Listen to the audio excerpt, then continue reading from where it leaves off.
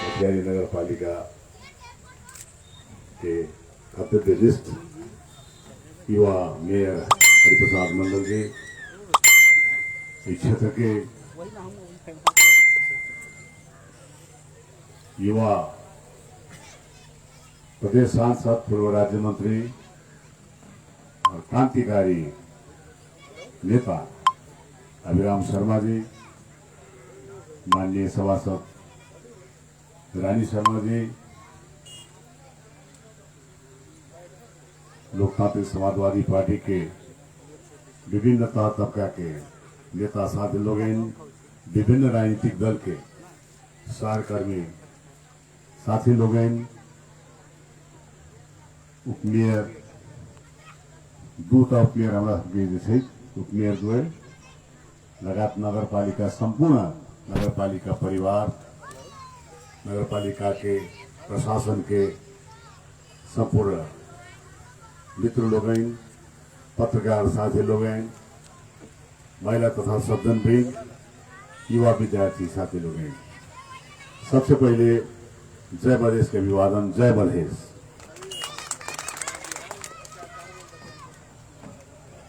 यद्यपि हम सब यहाँ प्रवेश द्वार के उद्घाटन अभी संपन्न भेल, लेकिन हम एकरा प्रवेश द्वार ने एकरा प्रदेश द्वार के हिसाब से संबोधन कर चाहिए। प्रदेश द्वार के हिसाब से, प्रदेश द्वार के हिसाब से संबोधन कर चाहिए।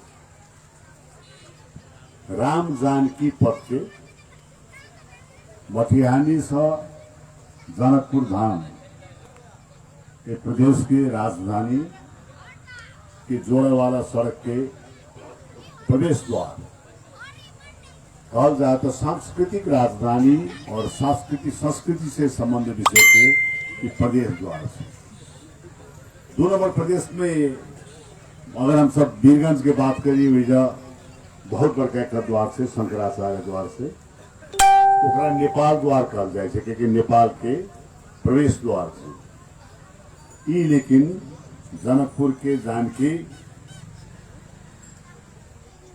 माता के संपूर्ण संस्कृति संस्कार से जुटल चीज जे छै, ओकरा मटिहानी से जोड़े वाला जो सड़क के प्रवेश द्वार से कोई वास्तव में सांस्कृतिक राजधानी के प्रदेश द्वार से विकास के बारे में बहुत ज्यादा चर्चा भेल। हम ज्यादा लंबा बात नहीं कर, बहुत साथी सब मटिहानी के बारे में, मटिहानी के इतिहास के बारे में बात चर्चा करने। विकास के दूटा आयाम हुई।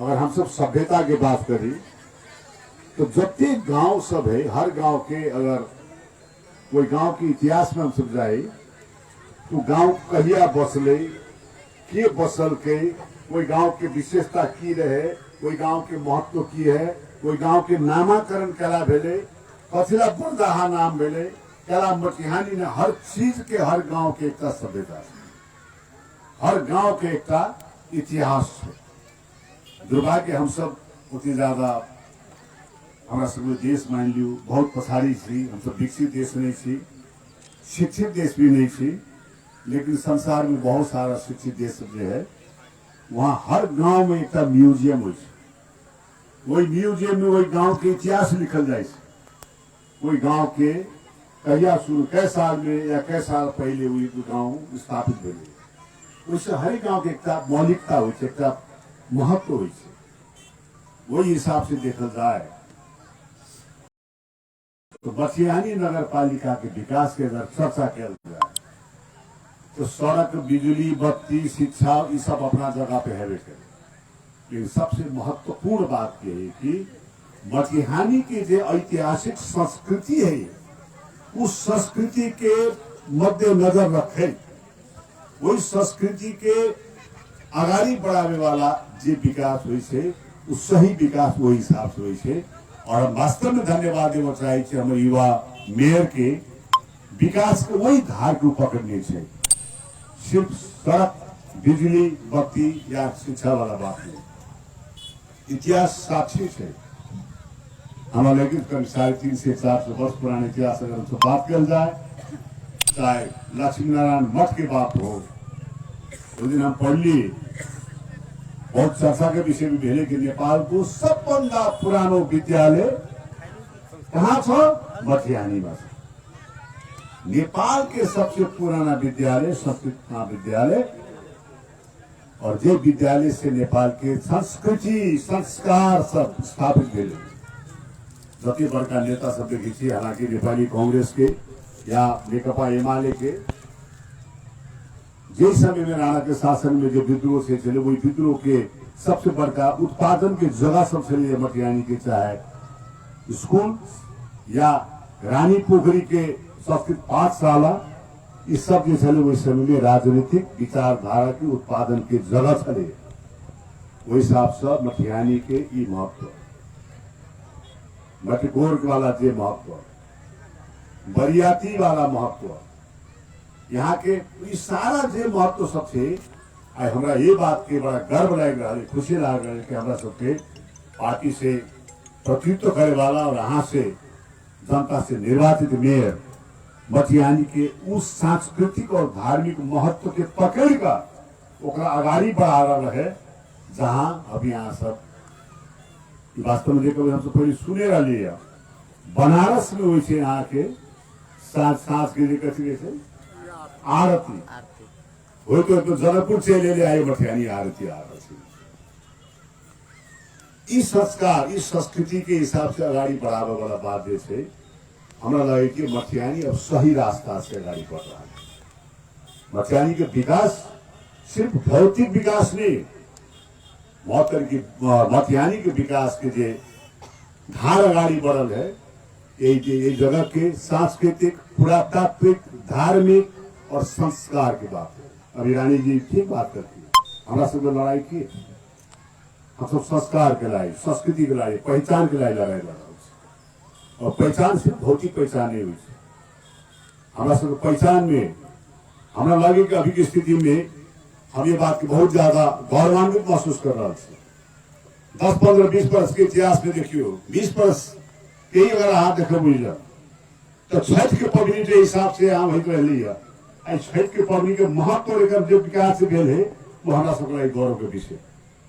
कह छठी महारानी के छठ के पद हम सब मधेश में लिया, आई काठमांडू में इतनी बड़का विशाल हिसाब किताब से छठी भरा ले हमारा सांस्कृतिक पहचान है और सांस्कृतिक विजय भी कार्य जितिया की हम सब खड़े मन जते महत्व के साथ जितिया, इस सब संस्कार संस्कृति सब अगर हम सब कायम नहीं रखब तो ध्यान हमारा सब पुस्ता सिर्फ एगो मशीन के हिसाब से डेवलप बहुत से बड़ा सबके हाथ में मोबाइल सब चीज रहते, बड़का गाड़ी में करते हुए, लेकिन संस्कृति संस्कार शून्य हो जाते। जे सभ्यता में जे संस्कार नहीं रहे थे, जे सभ्यता में संस्कार संस्कृति धर्म और विश्वास नहीं रहे थे, वो खोखला हो जाए छे।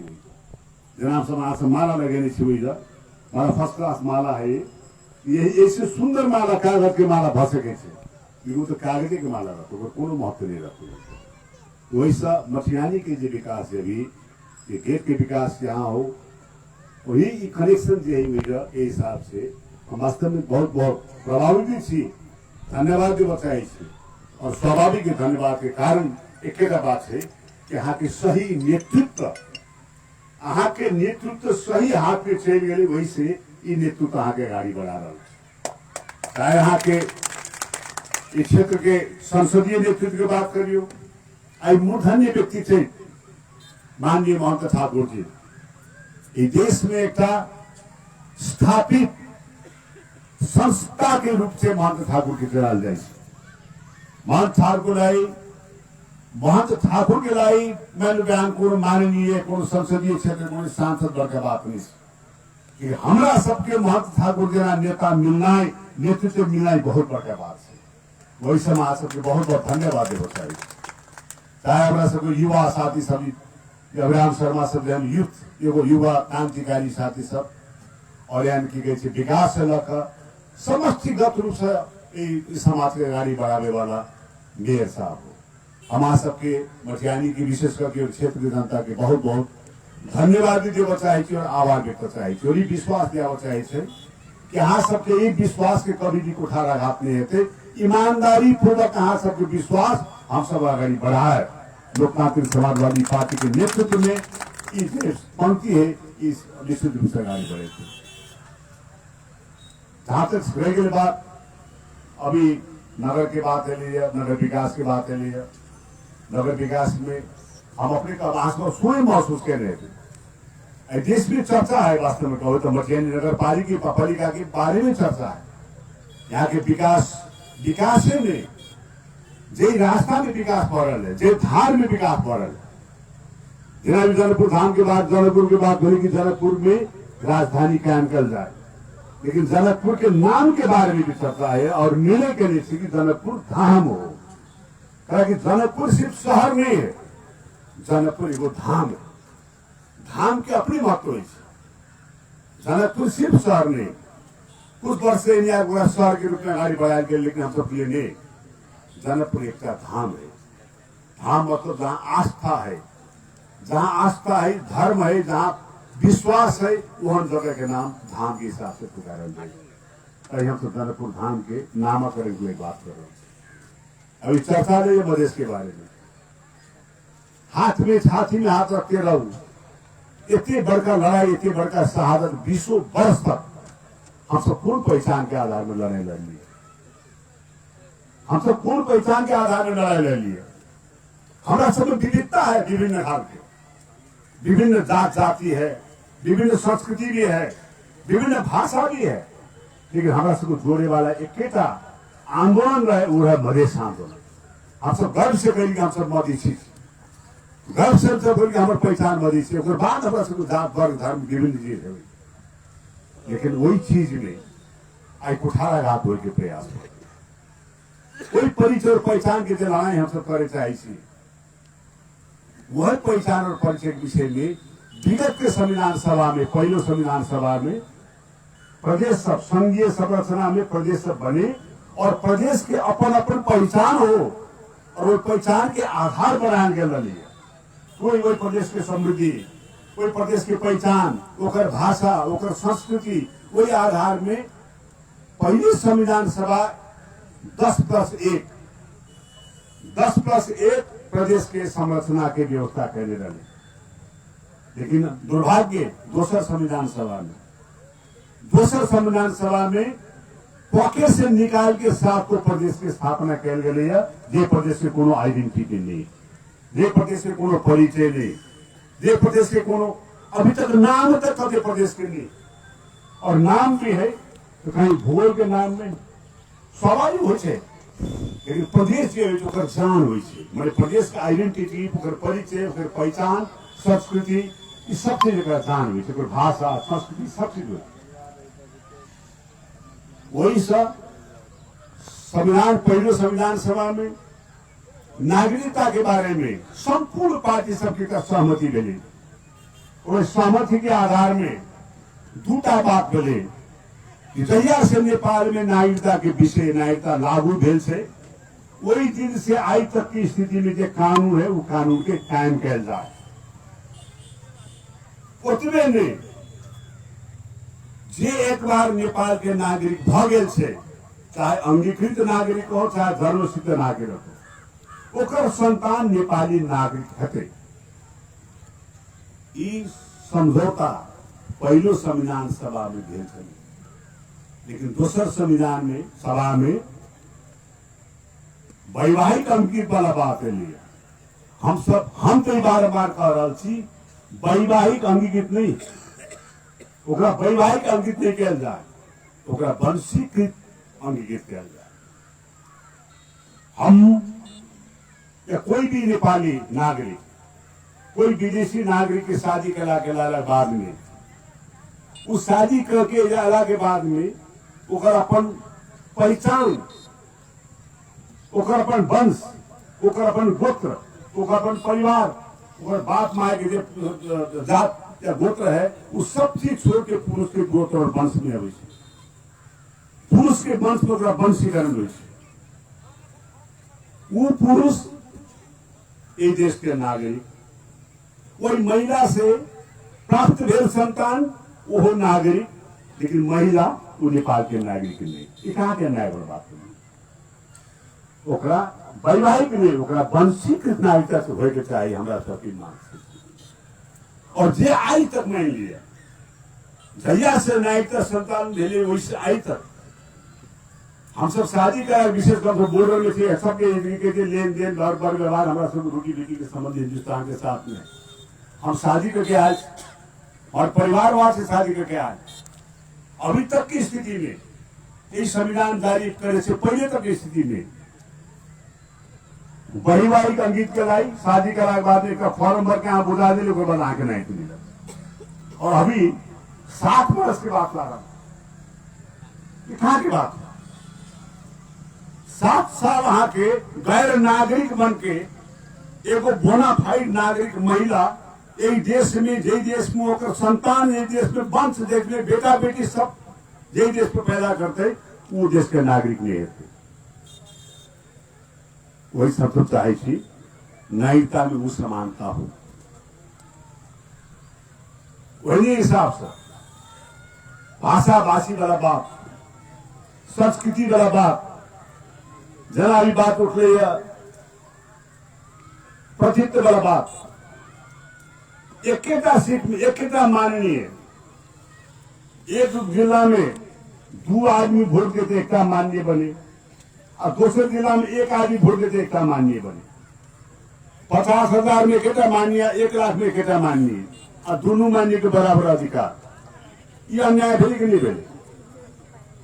हमारा सब मांग सब चीज और स्वाभाविक यही सब चीज के लाई हमारा सबके लड़ाई काल भी रहा आई भी रहते और ध्यान में जब तक ये विभेद समाप्त नहीं होते जब तक ये उत्पीड़न समाप्त नहीं होते हम सब लड़ाई के आगे बढ़ा करके जाए।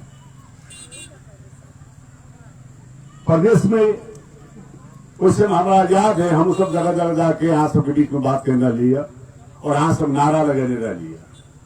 हम सब कहने वाली अब की बार यहाँ सब कहली मधेश सरकार हम सब अब की बार कहने लगे यहाँ सब कहने मधेश सरकार यहाँ सबके मांग रही है मधेसी जनता के मांग रही है और मधेश सरकार बनबो करेगा।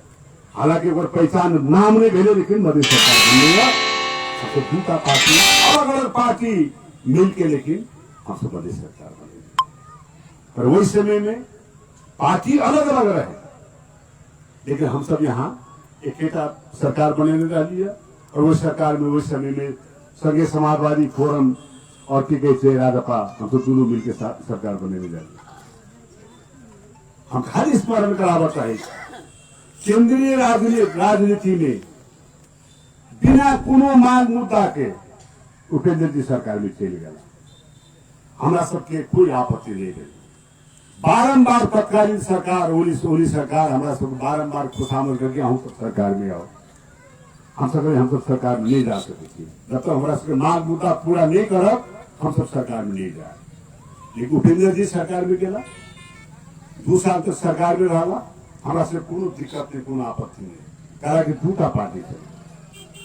लेकिन अगर बावजूद भी हमारा सबके बहुत ज्यादा प्रेशर उस समय मिले प्रदेश सरकार में भाई अलग अलग सरकार थी और वो जाके कम्युनिस्ट पार्टी से जाके सरकार में रहा तो हम सब दूसरे पार्टी से सरकार बना सके थी।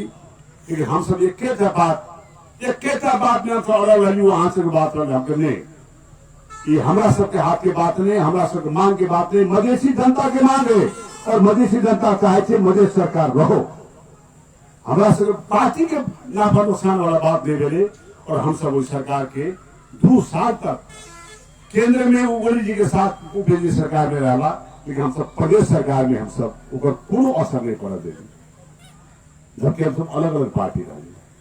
लेकिन अभी एकता पार्टी भगेली और एकता पार्टी में बहुत ही भी कंफ्यूजन है मैं बड़ा स्पष्ट करना चाहिए थी जे दिन हमारा सबके राजद पार्टी के 5टा नेता शीर्ष नेता उस समय में महंत ठाकुर जी उपेंद्र यादव जी बाबूराम भट्टराई जी अशोक राय जी राजेंद्र महतो जी 5 आदमी बैठ के निर्णय कैला पार्लियामेंट स्टेट डरा के बाद में हमारा सब लगे भाई सब सरकार बराबर है।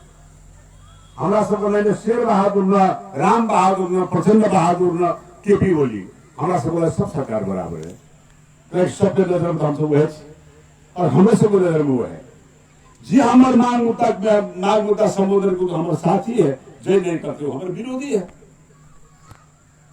तो वही स्थिति में दोनों पार्टी से बात दलीय चलू, अगर सरकार से मांग मुद्दा संबोधन करके व्यक्ति से नहीं। अब होती ओली जी बाहर से ठीक हो सकता हो, तो शेरवाजी सरकार जो है ना बस मांग पूरा करता, जेकर सरकार वो है मांग पूरा कर सके। हम सब ओली जी के साथ में जाके बातचीत के लिए, और बातचीत के समय में पांचों साथी सब, पांचों नेता सब जाकर उनका से बात कर दिया, और बड़ा स्पष्ट रूप से 5 मुद्दा आगाड़ी हमारा सब गिरा लिया। ओली जी की कहना हमारे ठीक है, अब तो हम कमजोर रह गए, हमारे पार्टी फुटपाथ वगैरह यहाँ सब आओ साथ मिलकर सरकार चला, और हमारा सबके बड़ा स्पष्ट है कि 5 मुद्दा आज संबोधन करूं और एक प्रक्रिया आगाड़ी बढ़ाओ, उसके बाद हम सब सरकार की बात कर। और 5 मुद्दा में सबसे पहले मुद्दा जो अभी अभिराम शर्मा जैन साथी सब झूठा मुद्दा में है, घटना कहीं हो रहा है, आदमी कहीं है, रोका सबके कर्तव्य जहां की हल्दी के आके झूठा मुद्दा में फंसे नहीं।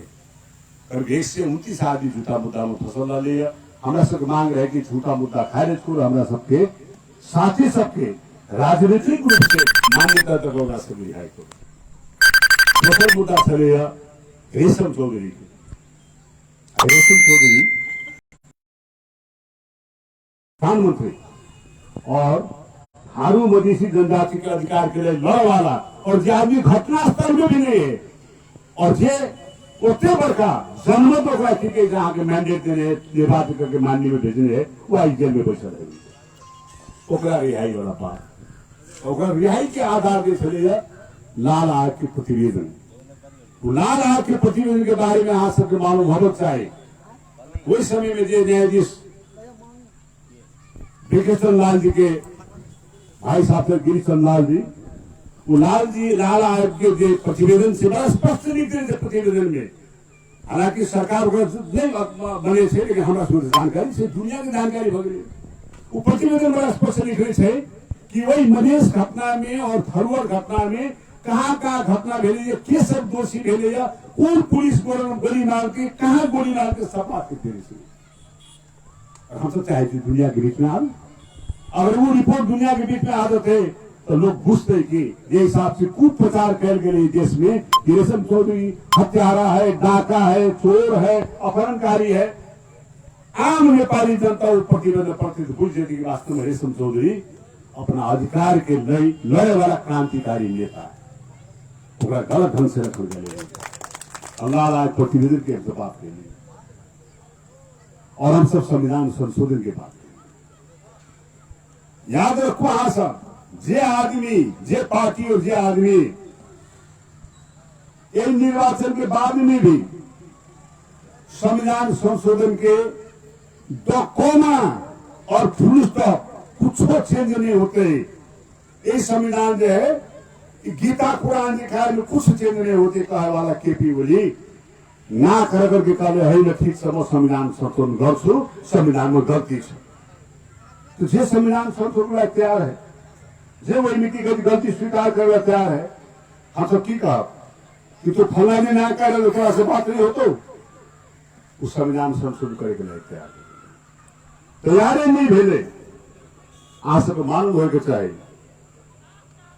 कि हमारे नेताजी उपेंद्र जी जिस समय में कानून मंत्री बन गए या स्वास्थ्य मंत्री छोड़ के वही समय में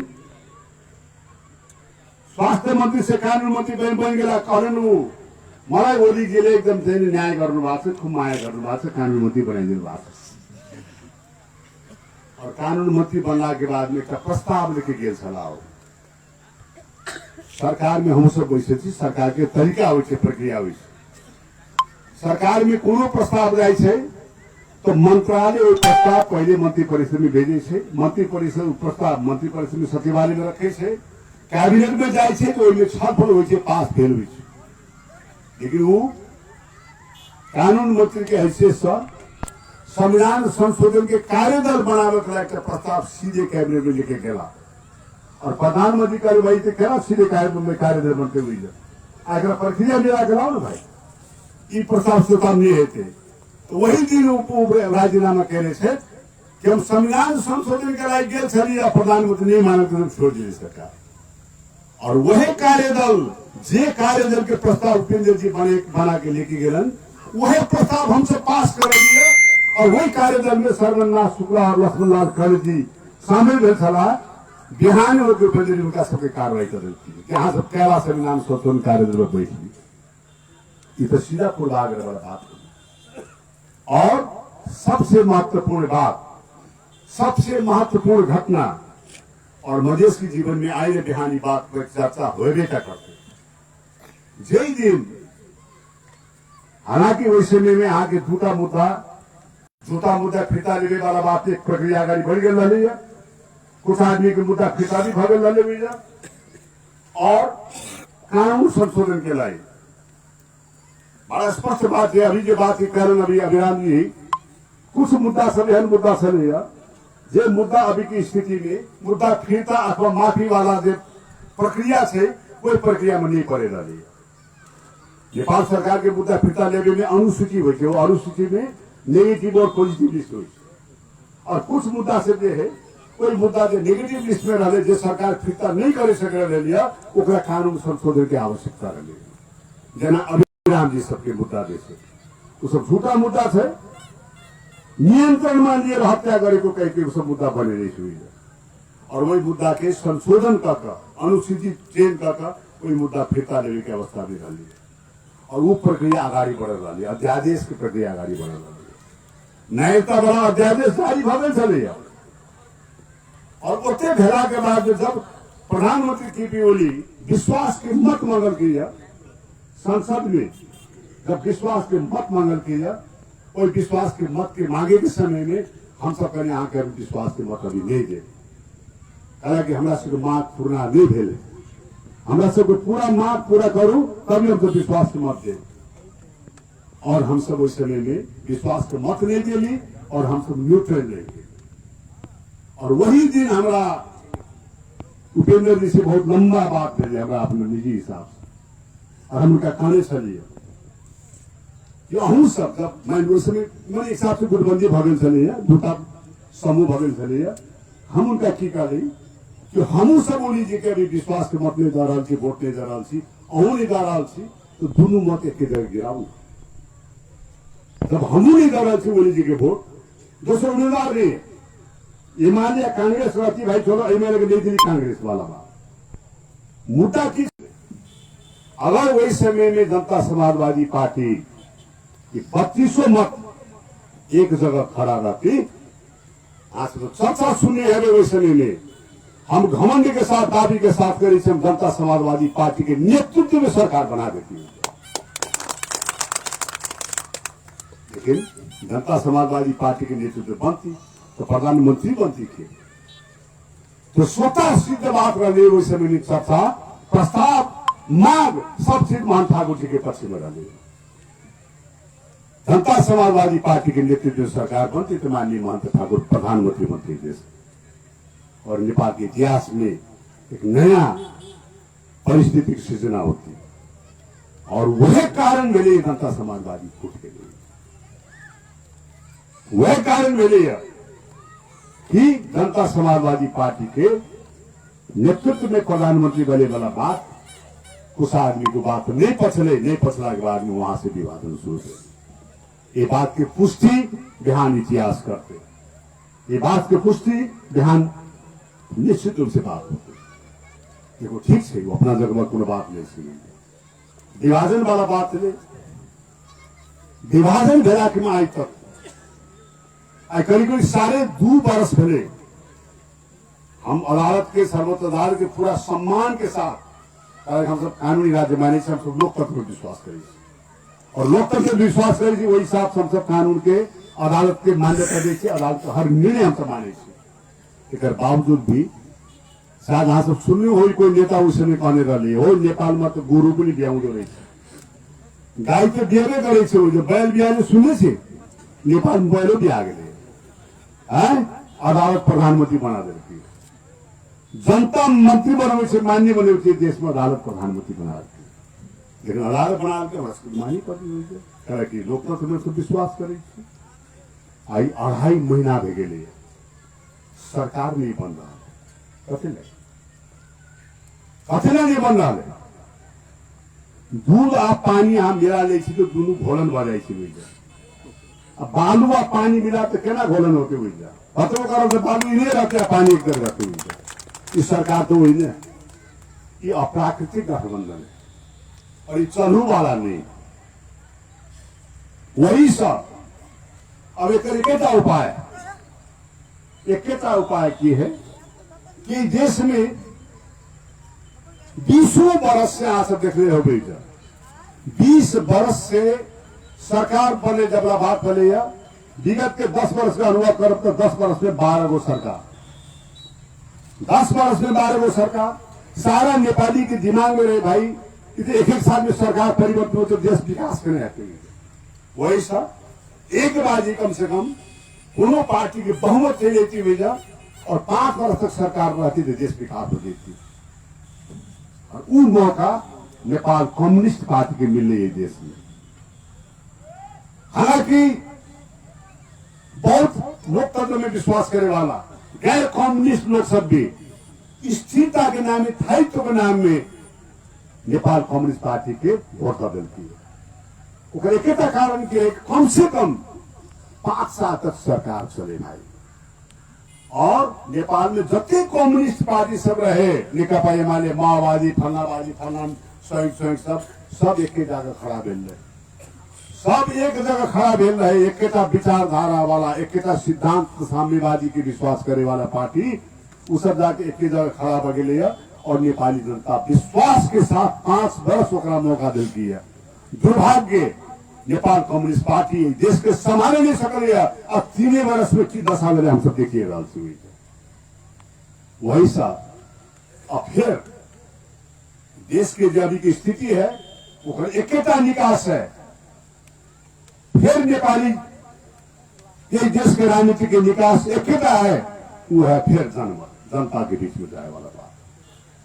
जनता के बीच में जते जल्दी हम सब जाए, जनता के बीच में जते जल्दी जाए। अब जनता के मालिक जनता है, जनता अपना फैसला करते। वही सब हमरा सबके आग्रह की है कि जते जल्दी हो आम चुनाव कराओ और सबके लेके समेत के चुनाव कराओ, सर्वदलीय सरकार बनाओ और तुरंत चुनाव घोषणा करो। वो है एक निकास है।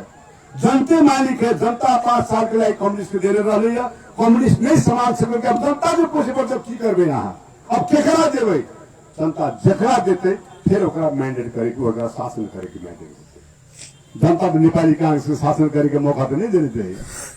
जनता तो नेपाली कांग्रेस से कहने वाले हाँ प्रतिपक्ष में बैसू 5 साल तक, ये माने के कहने वाले कम्युनिस्ट करने 5 साल शासन करूं और जनता करने वाले प्रतिपक्ष में बैसू।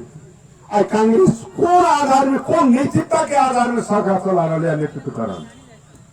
कांग्रेस को चाहिए, कांग्रेस के चाहिए कि हम सभी उठापटक में ले रहा। हम सब सीधे सरकार जनता में जाए और जनता फिर हमारा अगर मैंडेट देते, अभिमत देते तो हम सब सरकार चला। ये जोड़ घटाओ तोड़ ताड़ वाला थोड़ा जे सरकार है न चलने वाला है। और कैसे होने बिरुवा को चिल्लो पात न होने बिरुवा कथी वाला बात। अभी जब 2.5 महीना लगे सरकार तक नहीं बन सके, सरकार चलते के ना। वही सब देश के बंदी बनाने की स्थिति नहीं है। और हम सब बड़ा स्पष्ट कहने से निकास देने के लिए हम सब सहयोग करे के लिए तैयार। सरकार बनाने के लिए सहयोग नहीं, निकास देने के लिए सहयोग करे के लिए तैयार। और हम सब चाहे कि लोकतांत्रिक पद्धति से और लोकतांत्रिक हिसाब से अगाड़ी बढ़े। और एक अभी की स्थिति जो है बात चर्चा भी चल रहा है और हम सबके कह रहे थे कि भाई जते जल्दी हो जनता के बीच में चलू। वही जनता काल के जहाँ के जगह मैंडेट देती फिर जनता के बीच में चलू। जे जनता के फैसला होते वो सब मान्य करते हैं। हम यहाँ केकरो हिंसा या केकरो बुराई नहीं करते। हम सब के छी विशेष करके मधेश की जनता निमन से जने से और अभी के अवस्था में कि हम पार्टी बने रही। पार्टी विभाजित भगले का पार्टी लेके यहाँ चल छी और यही कहे थी नहीं हम मंत्री नहीं बनाए, हम मंत्री बनाए तो पार्टी फूट जाए। वो तो क्या पार्टी बने रही, क्या नाम शासन पार्टी बने रही, क्या मंत्री बनाए तो पार्टी फूट जाए। भाई मंत्री बनते तो और पार्टी मजबूत होना चाहिए ना। तो की बुझा पड़े कि कौन जग में वो पार्टी बनल है कि मैंने कम से कम वो तो स्वाभाविक बात है। बड़ा स्पष्ट हुई लोभी पार्टी सबके को जमोट है जे पार्टी के नाम से गाड़ी बढ़ रहा है वही सब हम सब अपन स्टैंड में अपन बात में रह लिया अभी भी छी और ध्यान दे रहा।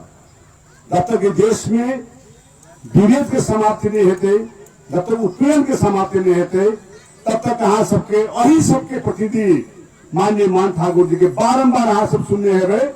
जब तक विभेद खत्म नहीं होगा हमारा लड़ाई खत्म नहीं होगा, हम लोग आगे बढ़ते रहेंगे। और आए उनका वही बात के बल दे के उनका जोर रखा, विभेद के लड़ाई हम सब खत्म करी। विभेद से ही हम तो बारंबार कहने से विभेद से विद्रोह पैदा हुई और विद्रोह से विखंडन तक कर जाए। वैसे विखंडन के रोके के है, चाहे समाज के विखंडन हो चाहे देश के विखंडन के रोके के है, तो विभेद के समाप्त करो। जब सब आदमी महसूस करते नहीं हमारे देश है, हम ये देश के बराबर के नागरिक थे, तो वही समय में देश में राष्ट्रीयता, राष्ट्रीय अखंडता और राष्ट्र प्रति की ममता बढ़ते हुए। राष्ट्रीयता को झंडा लेके जिंदाबाद वाला बात नहीं, यहाँ होगी चाहे राष्ट्रीयता अपन मन में जो हो हमारे देश है, इस देश में हम बराबर थी, इस देश में हमारा बराबर के मौका मिला है, मान सम्मान इज्जत प्रतिष्ठा मिलल है, तब देश के प्रति लोग के मन का जगह वही सब ई लड़ाई हम सब अगाड़ी बढ़े छी और अही सबके बल में बढ़े। वही सब हमारा सभी जनता के ऊपर विश्वास है और वो विश्वास के आधार हम सब गले बने छी। अभी एक बात मिली जना अभी सरकार की बात भले मुख्यमंत्री के यहाँ हथियार के छापा वाला हम तो काल पड़ा हम डिजिटल लाई गए हमारा हॉस्टल लाई गए। अभी तक सबसे बड़का बात की है कि यहाँ के 2 नंबर प्रदेश 2 नंबर सरकार दुनिया भर के भ्रष्टाचार फलना चिन्ना दुनिया खगेले खत्म वगैरह मत कही चुकी। और कुछ लोग ये तर्क दे रहा है कि प्रदेश की यही संहिता हर प्रदेश में जो बदमाशी भेले भ्रष्टाचार भेले फलना भेले वही कारण से संहिता कमजोर है। और भ्रष्टाचार के ऊपर जब कार्रवाई होने वाला बात मिली है, जब अख्तियार छापा मारे थे तो फिर वह लोग जो संहिता खत्म करने वाला बात मिली मथुरी संहिता के नाम में आके भ्रष्टाचार के छूट है, संहिता की दुहाई देकर सब चीज कर सके थी नहीं कर सके थे। वही सब राज्य के अपना अपना निकाय जे काम कर रहा है ईमानदारी पूर्वक काम करो।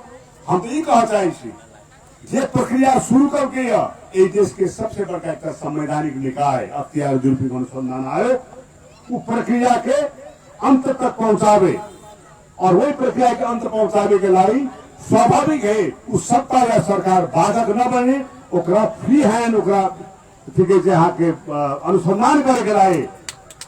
अगर हिम्मत है नैतिकता है तो और वास्तविक ईमानदार है कोनो बदमाशी नहीं करने है तो मुख्यमंत्री के स्वागत करे के चाहिए और कहे के चाहिए आओ वहां सारा देखू जांचू और हमारा ऊपर हम बदमाशी के लिए कार्रवाई करूं, नहीं तो हमारा क्लीन चिट दू। हम सब क्लीन चिट पाला आदमी छी, हम सबको उस समय में राजनीतिक हिसाब से अख्तियार लागल वाले हम तो क्लीन चिट ले लिया और छाती खुला के सबको क्लीन चिट ले ली। उनका हिम्मत करे के चाहिए। लेकिन अभी जो संहिता की दुहाई दे वाला बात तो बहुत ही गलत बात है। वैसा हम ज्यादा समय ले ली, हमें क्या बात आप सबसे कहा कि हम सब जे रास्ता में छी ईमानदारी पर निष्ठा के साथ में रास्ता में छी और विशेष कर मटिहानी नगर पालिका के विकास कराई। सिर्फ विकास हम नहीं करी, मटिहानी के पहचान सहित की विकास, मटिहानी की पहचान, मटिहानी के इतिहास, मटिहानी के धरोहर, मटिहानी के चाहे लक्ष्मीनारायण मठ हो या पोखरी हो या संस्कृत विद्यालय हो या हर एक मटिहानी हर एक माटी में वो संस्कृति है, वो धर्म धार्मिक स्थान है, चाहे वो हिंदू के हो चाहे मुसलमान को, सबके ठीक है जहाँ के अपना अपना एक पहचान हुई जाए। वही पहचान के साथ जे हिसाब से गाड़ी बढ़ा रहा है मेयर साहब हरिप्रसाद मंडल जी, उनका बहुत बहुत बधाई धन्यवाद और उनके हिम्मत के लाई धन्यवाद देना चाहिए कि पूरा पार्टी यहाँ के साथ में है, यहाँ निर्धक होकर आगे बढ़ो। ठीक है हम सब हाथी चरे बाजार कुत्ता भोके हजार। धन्यवाद।